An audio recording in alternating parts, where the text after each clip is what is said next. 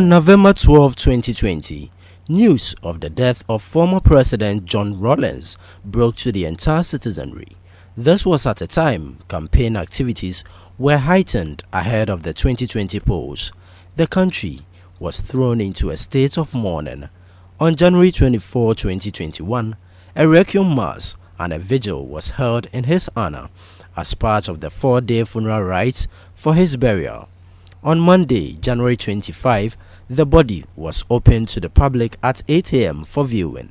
Many Ghanaians, including heads of security agencies, leaders of political parties, staff of the office of J.J Rawlings, traditional and religious leaders, filed past the mortal remains of late Rawlings to pay their last respect. The family, clad in their mourning apparels, were seated within the perimeters where the body had been lying, as they monitored the public file past the body of their departed. Leaders of the NDC, led by Samuel Ofosu Ampofo, also took their turn to file past the body. They shared with Citi News some warm-hearted memories of the late J.J Rawlings. For us, the NDC, we've lost a great leader, a great mentor. A big vacuum has been created because the founder of the party and the chairman of the Council of Elders of the party. And so you can imagine how we are feeling. That is why this morning, virtually the rank and file of the party leadership, from Alhaji Muhammad Yusuf to Alhaji Budaya, the General Secretary, virtually everybody who served in the PNDC NDC have joined us to come and pay our last respect to one of the greatest leaders that we have had on the African continent. The vacuum is huge. The vacuum is huge. The institutional memory. He was a colossal of knowledge and the history of our political trajectory. And the depth of his wisdom was unimaginable. So how are we going to replace him? I only pray that the Lord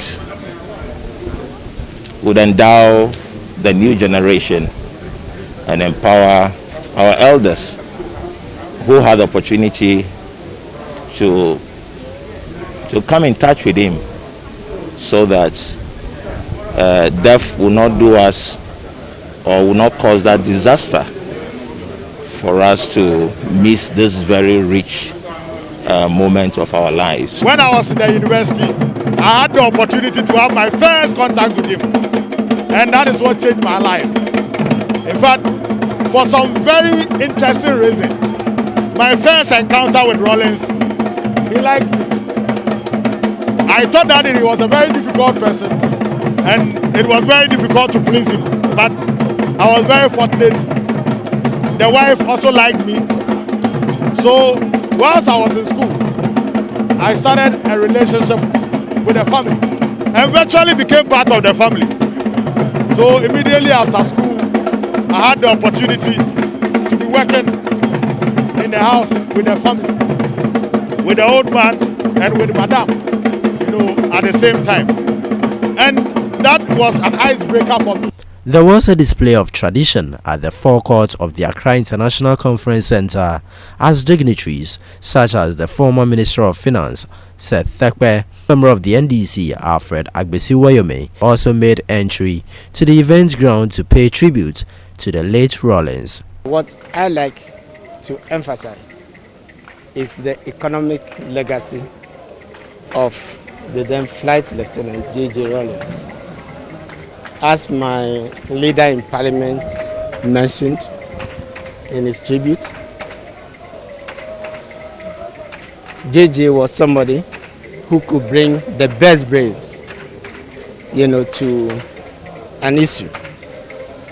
And it is in this regard, in talking about his economic legacy, that I like to mention that the stability we see in Ghana's over a long period of time. And when I say stability, is relative. You only have to compare it to the 70s and early 80s before the launch of the Structural Adjustment Program and the Economic Recovery Program.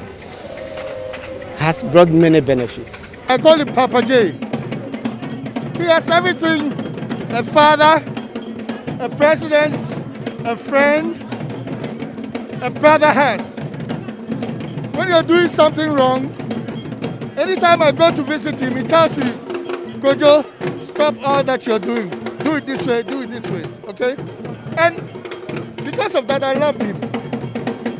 And he was always straight with you. And I think Ghana has really lost a great deal, because he was somebody that he was not scared of anybody.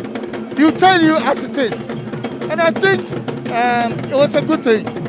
And I think we're going to remember him of all the things that he said about probity, integrity, accountability, and all those things. And I think if Ghana should try to do all that he said, I think this country will move forward in a better way. Meanwhile, the leader of the Ghana Union Movement, Christian Kwabena Andrews, urged young politicians to emulate the exemplary life of former President John Rawlings.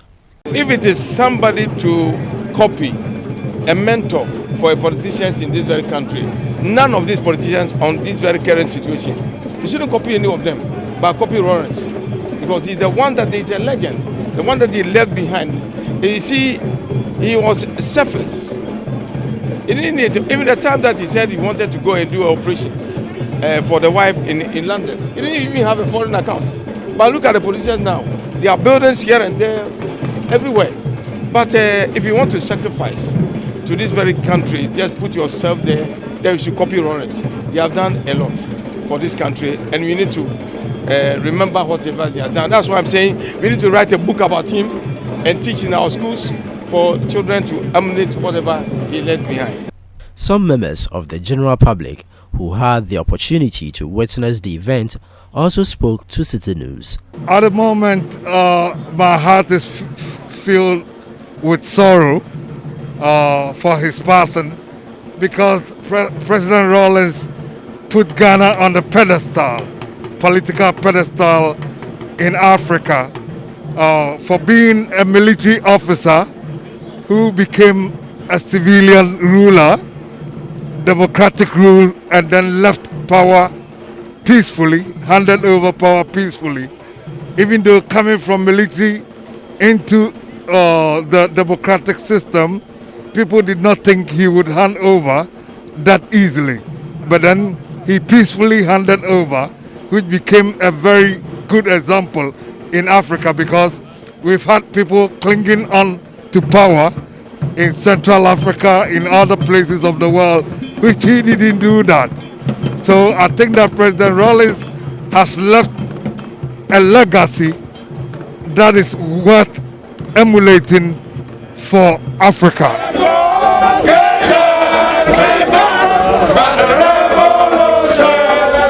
So let me get closer to this group and then find out who they are. Hello, sir. You're welcome to the Citi Newsroom. Good morning. Yeah. Please, what's your name and then who are you here? My name is Kawasaki, and I'm a Keda. JJ is our chairman, the founder. So we are here today to mourn our chairman, the hero, the one who fought a good fight for this country, the one who have led this country, Ghana, far, the father of the democracy in Ghana. So that's why we are here today. I mean, to bear him farewell. Yeah. Actually, we have lost a great hero. So Ghana today, I don't know what to say. We are crying. We are mourning. Due to the COVID-19 pandemic, disinfection chambers and hand sanitizers were stationed at vantage points, and persons seeking to have a view of the body could only do so in their nose mask as part of measures to help mitigate the spread of the virus.